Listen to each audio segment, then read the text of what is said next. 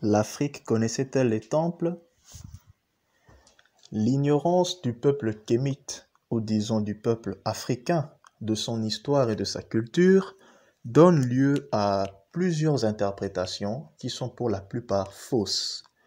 En effet, il y a un mythe véhiculé selon lequel ce sont les colons missionnaires qui auraient apporté avec eux, en Afrique, la culture de construction de temples pour rendre culte aux divins. Pour la simple raison que les Africains étaient des païens, étaient des barbares, étaient des sauvages. Or, l'histoire bien étudiée nous montre aujourd'hui que le monothéisme même, la culture religieuse est née en Afrique. Nous avons donc des traces de symboles de la spiritualité africaine datant de 80 000 ans avant notre ère en Mpumalanga par exemple en Afrique du Sud. Or, en 80 000 avant notre ère, il n'y avait aucun autre peuple sur la terre si ce n'est le peuple kémite. Et c'est cette spiritualité-là, venue du Tanéter profond ou du Congo profond, qui a été magnifiée carrément en Égypte antique. Et aussi, il faudrait le savoir, la spiritualité africaine, c'est de la pratique, c'est de l'expérimentation. C'est ce qui a amené nos ancêtres à construire des monuments, à construire des temples qui sont des lieux appropriés pour l'étude du divin.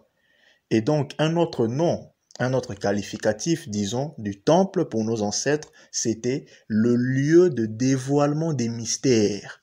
Donc, c'était dans le temple que nos ancêtres étaient amenés à étudier l'astronomie, à étudier les sciences, etc., qui sont les manifestations visibles de la puissance du Créateur.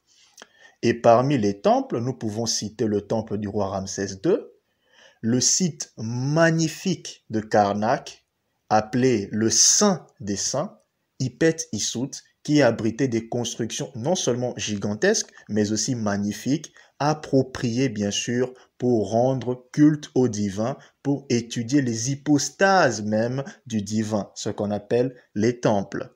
Donc, le mythe selon lequel ce sont les missionnaires qui ont apporté la culture de la construction des temples en Afrique tombe en ruine carrément parce que l'histoire nous montre, bien avant l'arrivée des colons, l'Afrique était civilisée et c'est la civilisation pharaonique égypto-nubienne qui a vraiment magnifié, bien sûr, cette culture de construction de temples pour expérimenter, pour étudier en profondeur les hypostases de Dieu.